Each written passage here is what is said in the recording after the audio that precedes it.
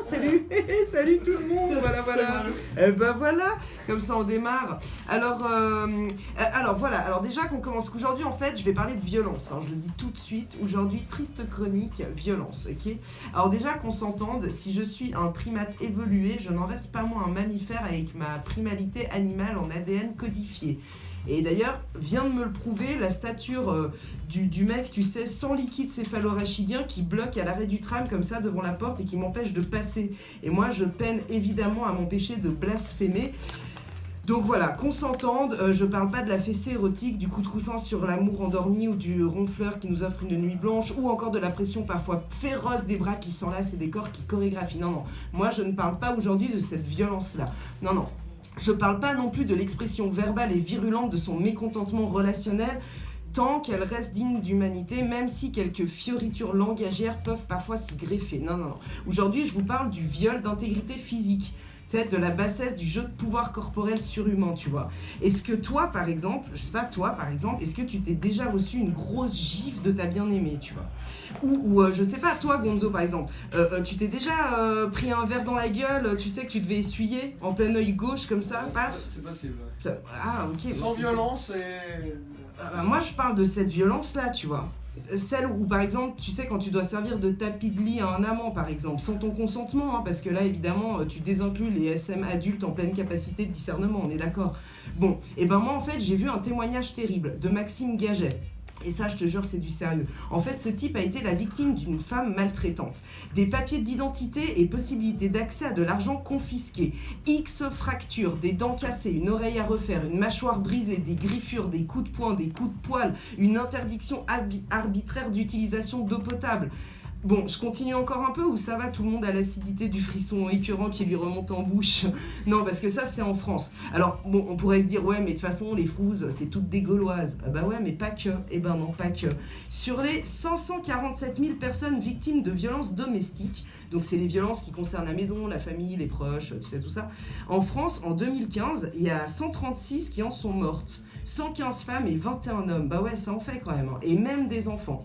Mais là, les chiffres sont un peu plus compliqués à trouver dans les statistiques fédérales suisses, par exemple. Alors pour les enfants en Suisse, par exemple, entre 2009 et 2016, en 7 ans, c'est donc 60 enfants tués, et ouais, par un ou des proches. Et ouais, ça fait un enfant assassiné tous les 43 jours. C'est quand même hardcore. Et les adultes entre eux, bah ouais, les adultes en Suisse, en 2015, ça fait 36 décès. Et à Genève, toujours en 2015, pour avoir le comparatif, ça fait 2 décès pour 1765 infractions pour violences domestiques. Ça fait en fait quasi 5 infractions par jour. Et là, il s'agit uniquement que des violences dénoncées et pour lesquelles il y a eu des interventions. C'est donc sans compter les autres Maxime Gaget et les femmes qui sont encore dans le silence ou sous l'emprise de leur auto-désamour avant celui de leur tortionnaire. Et en Inde, par exemple, il y a un truc génial. Le Gulabi Gang. Ouais, le Gulabi Gang s'est levé contre la violence sexiste depuis l'an 2000, ça fait déjà 19 ans, putain. Et pour rappel, le sexisme, en fait, c'est quand un homme dénigre la femme, et inversement, c'est aussi quand la femme dénigre l'homme, parce que Maxime, ça en a un témoignage, ça existe, des misandres folles alliées, dominatrices, perverses, narcissiques. Et puis moi, je veux pas juste jeter la pierre aux cis-binaires genrés masculins, ce serait tellement réducteur, et puis faux.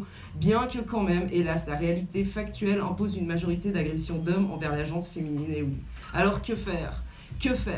Trempons-les dans l'eau, trempons-les dans l'huile, et puis quoi ? Ébouillanter, éduquer, et puis les lacunes, qui les rattrape ? Bah oui, comment on les rattrape d'ailleurs ces lacunes ? À la volée, à coups de baffe, et puis pourquoi pas ? Le gang des Sari Roses, là, les Gulagi Gang, il fait la leçon à tous les auteurs de violences sexistes. Une tapette humiliante en public et une rose verbale en prime. Alors ça a l'air de faire l'affaire. Un minoritaire équilibrage solidaire et collectif. Mais individuellement, comment fait-on ? Parce que le violenteur ou la violenteuse, en fait, ça pourrait être un pote, ou une pote d'ailleurs, ou même, tu sais quoi, ça aurait même pu être moi. Qui sait ? Parce que qui n'a jamais fantasmé d'enterrer un sombre crétin en fond de jardin, sincèrement ? Et on a tous un pote ou une pote qui s'est comporté ou qui risque de se comporter comme un gros bâtard, quoi, tu vois. Et puis on connaît tous ses travers, nous, tu vois, on connaît tous ses petits défauts. Et puis sa si grande sympathie, et oui, nous on sait combien la pauvre a dû faire face. Et pour autant, est-ce une raison de cautionner amicalement ? Je vous pose la question. Alors je dis pas de lui péter les dents, tu vois, et de lui garnir les salles d'attente de dentiste en générant une profusion de clientèle gratos comme ça, c'est quoi ce délire? Non.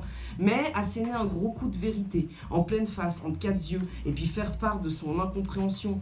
Est-ce que le dégoût serait alors plus efficace? Genre, tu sais, lui vomir dessus comme un bon vieux réflexe pavlovien. Tu vois, une réactivité efficace et autopréventive devant un aliment dont la possibilité de consommation est largement dépassée et qui donne bien la nausée.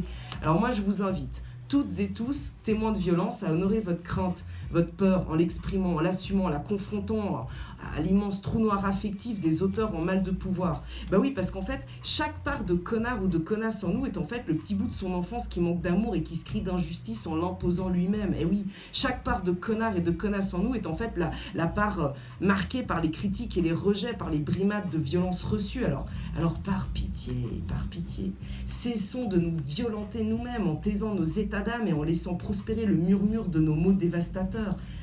Et puis comme rien ne sert de subir et d'haïr, alors vaut mieux réagir, partir et puis ensuite ignorer l'individu, le fauteur de mal, le mettre sous silence jusque son extinction. Eh ben oui.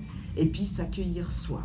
S'accueillir soi-même, s'aimer soi à la place des autres, s'aimer soi au lieu d'aimer l'autre à sa place. Aimer et puis fêter son être avec toutes ses différences et ses extraordinarités individuelles.